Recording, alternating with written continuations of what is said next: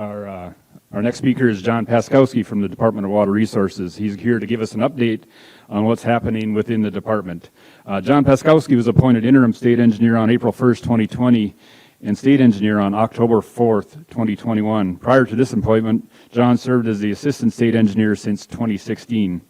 In his 32 years of employment with the Department of Water Resources, John has held numerous positions within the agency's water appropriation, water development, and regulatory divisions, where he has gained a broad background as it relates to the state of North Dakota's water resources. John has a Bachelor of Science degree in agricultural engineering from North Dakota State University. He has been married to his lovely wife, Monica, for 31 years, and they have 3 grown children. Please welcome John. Thank you, Dennis. So I'm going to do my best to turn a 30-minute presentation into 20 minutes and try and get us back on track as best possible. So, for those of you who don't know, we as an agency have had to move locations. So if you're looking for us, we're no longer located on the southeast corner of the Capitol grounds. We have moved to the Bank of North Dakota building. So we are located on the 2nd floor there. You can check in on the would it be the southwest corner of the building. You'll have to go through some additional protocol that you haven't had to in the past, simply because we are located within a bank, so they tend to get a little more excited about visitors than we have in the past. This is our organizational chart for the agency. As you can see, we are now a cabinet agency, and we have 2 roles: the department as well as the State Water Commission. Director Andrea Travnik serves as secretary to the commission and then oversees the agency. And as you can see, we have 6 different divisions within the agency. And with me today are a number of individuals who to head up those divisions. We've got Pat Fridgen, Aaron Kranza, Abby Ebach, and Sindhu here with us. So we appreciate them, and they will be the ones to answer any of the hard questions that you may have later.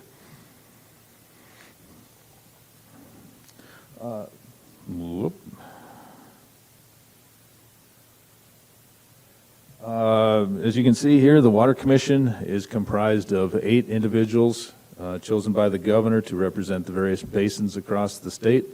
And then the Ag Commissioner and the governor himself chairs the commission.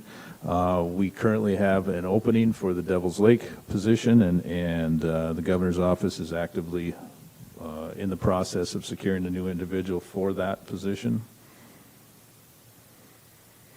Cost share program is something obviously that many folks are interested in that the vast majority of the agency's funds are used to fund water-related projects. So to that end, we recently went through a revision of policy. That was a long and lengthy process that Pat fostered and culminated in some public meetings last summer. We had 8 commissioner-hosted meetings across the state, and as well as a 45-day public comment period for folks to provide input. And from that came a number of different modifications to policy. Several of them are financially related, and we've established a working group to help work through that capital improvement plan. We anticipate draft guidance and a model coming out within the next few months, after which time we'll hold a workshop to help everyone through that process. A few other changes have to do with asking for reimbursements. Any receipts dated more than 1 year after the project will not be eligible, so make sure you get those in on a timely basis, which typically is not a problem because folks are looking to get reimbursed as soon as possible. The other thing of note here perhaps is that the secretary now has the ability to approve projects up to $100,000, where previously that limit was a $75,000 limit.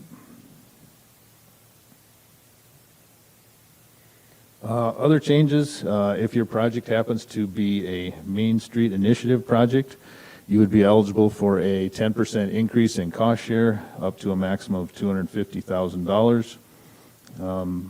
Another item of note that's come up recently has to do with municipal water storage. Long story short there, projects are eligible for up to their peak daily demand. Anything over and above that would be on the applicant themselves. The commission will not cost share on those projects over and above that amount.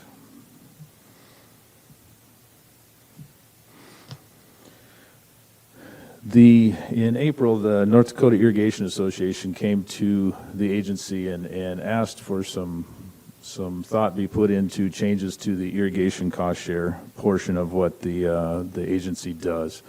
We don't have a lot of direct involvement there in that the commission cannot cost share with private individuals. It has to be political subdivisions.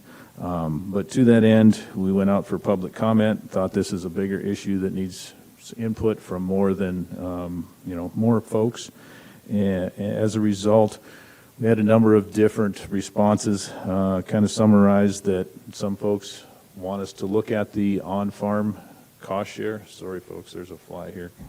The other one is we have a program with BND, has an egg paste program where they do buy-downs of interest. Currently, that cap is at $40,000. Some of the recommendations were anywhere from moving that up to $100,000 to $200,000. The other big one, if you will, is to look at increasing cost share percentage from 50% up to 75%. So those are all things that are being considered. We will have meetings with both the Ag Department and Bank of North Dakota to discuss further moving ahead. The table you see here is the revenues over the previous biennium. The agency works on revenues from oil production tax in the form of a resources trust fund. We received 20.5% of oil tax revenues. The blue line on the bottom was the projected revenues the previous legislative session, and the orange line is actually what revenues came in at. So you can see we're roughly $180 million over projections, and per legislative directive, those excess funds, or most of those excess funds, went into the Water Project Stabilization Fund, with the remainder going to the Resources Trust Fund. So we did quite well as it looks revenue-wise this last session.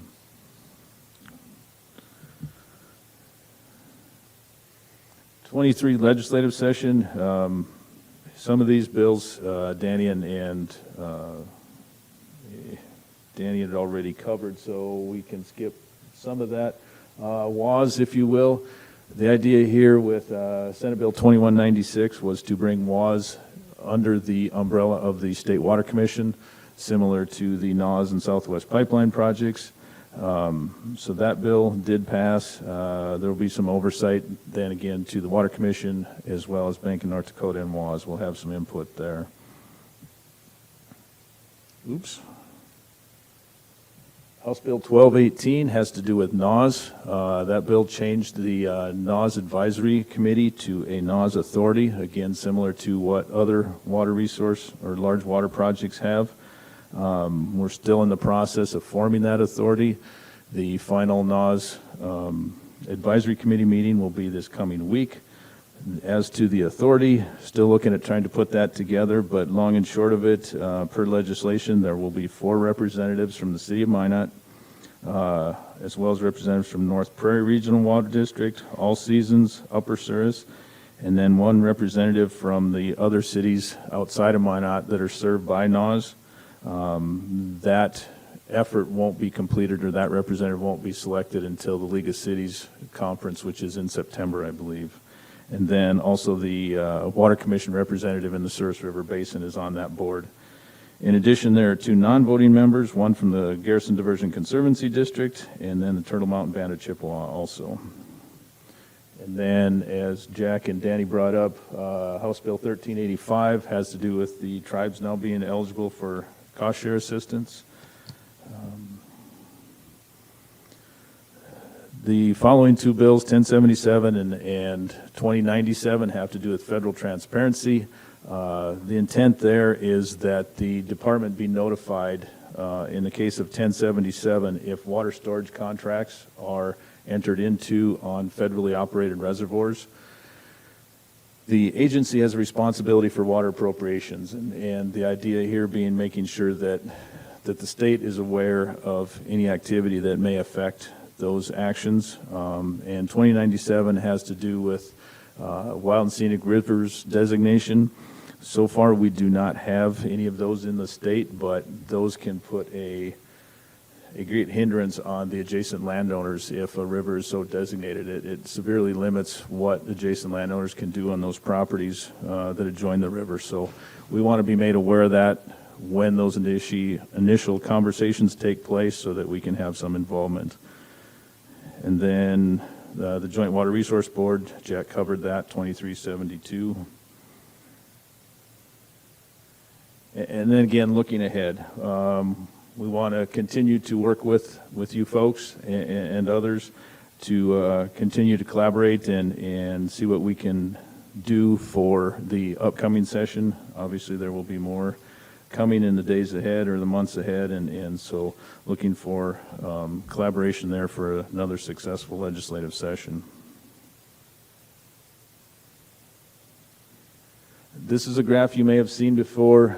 Pat and his team put together what's known as a water development plan prior to every legislative session. This is essentially a information packet for legislators to show where the needs are for the upcoming biennium. As you can see here, the previous biennium, we were at $640 million in needs. The current biennium that we're in now, the needs had reached over $1 billion, with the majority of those requirements being regional or municipal water supplies, as you can see with the blue coloration on the screen. The buckets Danny went over, won't go through much there, other than to note that for both the state-owned projects, there's a $50 million line of credit for both Southwest Pipeline and for NAWS. And then the other item here that is somewhat new is the discretionary bucket. We had a $6 million discretionary bucket the previous biennium, and that was up slightly this biennium. That gives us a chance to move funds where they may need to go in the event of an emergency or shortage of funds towards the end of the biennium in one of the other buckets.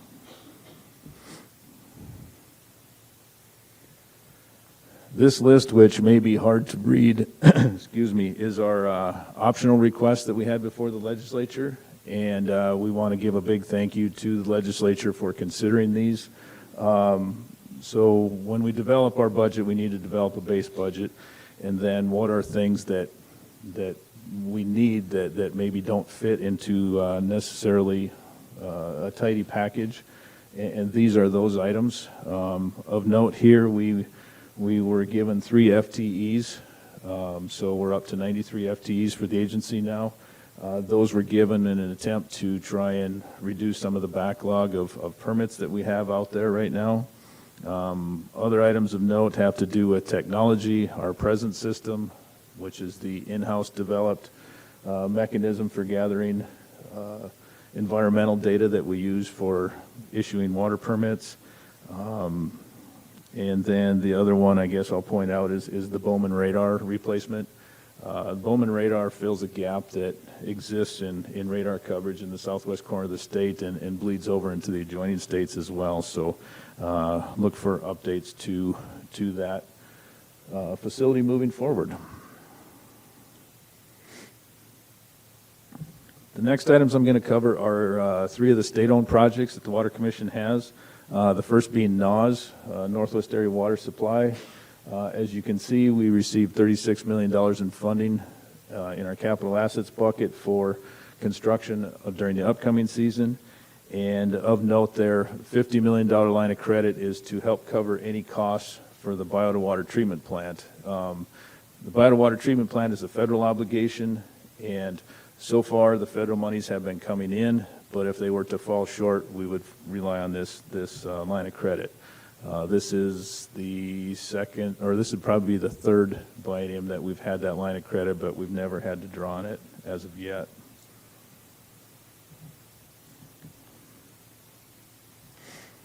These are some of the features of the NAWS system. Those in green, essentially the transmission lines have already been built. Those in blue are projects that are ongoing now. I showed those on the first page. Of note, the big one that we're pushing for is to try and get water up to Minot the end of 24, fingers crossed, dealing with supply issues and construction and so forth. And then the red items are the remaining items left to fully build out the project. The other state-owned project is Southwest Pipeline Project. Again, many projects under contract and looking ahead for other projects. In this case, we have an $80 million budget for construction during the upcoming biennium. In addition, there's another $50 million line of credit that was needed in this case for the rebuilding of the water treatment facility here within Dickinson. So again, to back that, that if we need to, and again, we do not think we'll need to draw on that moving forward. Most of the projects here have to do with addressing waiting list users and then underserved areas. Again, similar map. The green is what's ongoing projects right now. The orange would be the projects to be looked at during the upcoming biennium. Devil's Lake Outlet, we've pumped approximately 60,000 acre feet last year. Operations started, as you can see, west end in mid-May and early June for the east end. We've had some issues where we've had to reduce pumpage depending on certain situations that have risen. Last week we had to shut down the west end to clean out weeds. That's an ongoing problem that we've had. That was a few days of being shut down, but currently everything's back up and flowing at 400 CFS into the river as we speak. The other item of note you'll see there is the capital improvement plan. The West End Outlet has been active since 2005. So the intent behind the capital improvement plan is to look at the facility, see what items we may need to consider replacing, and just make sure that that system is up and operational in the years ahead. Dam policy and guidelines, you may have seen some things on this in the past or recently for that matter. In January we had some administrative code updates, had to do with the hazard classification, some changes to that. As a result of that, in June our dam legacy policy came up. Excuse me, sounds better, legacy dam policy if I say it that way. And what that does is that affords those projects that are affected by the change in hazard classification to not be required to make modifications to their dam immediately, but rather not until such time as some formidable action is required on the structure. It will be at that time that they'll need to meet the new dam design standards. The other item of note here is the dam safety standards. That has previously been known as the Dam Design Guidelines. That's a document that was created in 1985 and was in bad need of updating to meet the state of the practice. That is currently out for public comment and with a goal to have that published in January of the upcoming year. Wrapping up here as it relates to cost share program, just a reminder that we have a 45 days prior to the next commission meeting as a deadline for project submittals. That being said, earlier is always better. And that serves twofold, right? That makes sure that if you in fact forgot some things on your application, it wasn't complete, that it doesn't get booted from the next commission meeting. So it's important to make sure that those are done properly and filled out so that they will be heard at the next commission meeting as you had hoped. The other thing is by getting it early, even the 45 days ahead of time, for those of you who may not know, we have pre-commission meetings the months preceding the commission meetings. And during those meetings, we go over all of the projects. With the 45-day comment period, staff only has 5 to 7 days to look at those projects and be ready to discuss those. So again, please be sure they are complete and on time. And again, the other extra time here is anything that requires an economic analysis or life cycle cost analysis requires some additional time by staff to make sure everything's up to speed. Just threw this in quickly. Cabinet agency, we decided to do a 5-year strategic plan. You can see there's a number of objectives that came from that. Long story short, we're looking to improve communications through productive engagement, make things better as a more improved user experience, continue to advance technology, engagement with tribal nations, and then enhancement of our workforce, trying to retain the wonderful talent that we have, as well as being able to recruit and mentor new talent as well. With that, just as a final issue, there's a few upcoming events I'd like to make you aware of. A week from today at the State Fair is Water Day at the State Fair, so we'll have a booth up there as well other entities, I believe.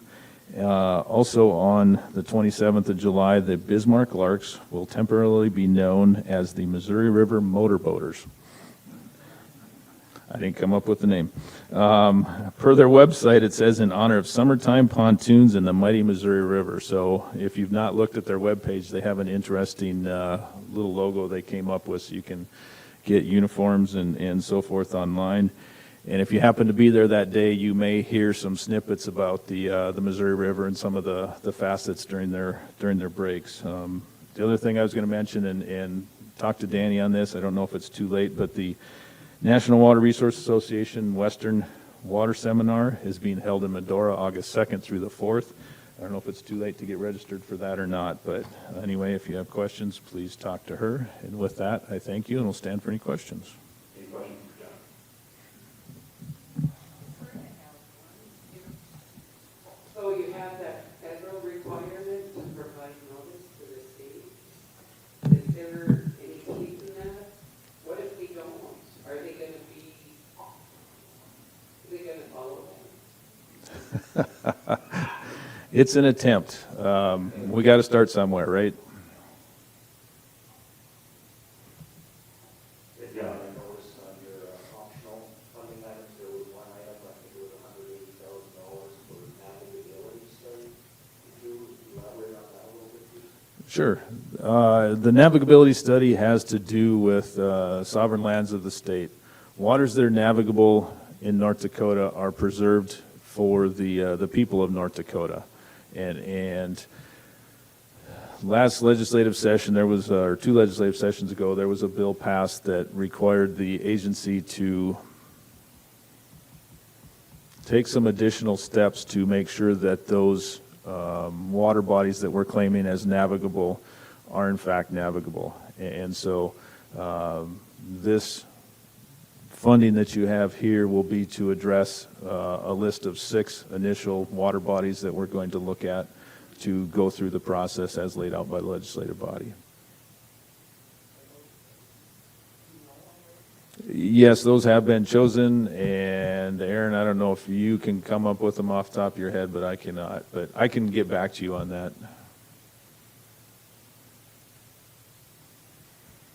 All right. Thank you.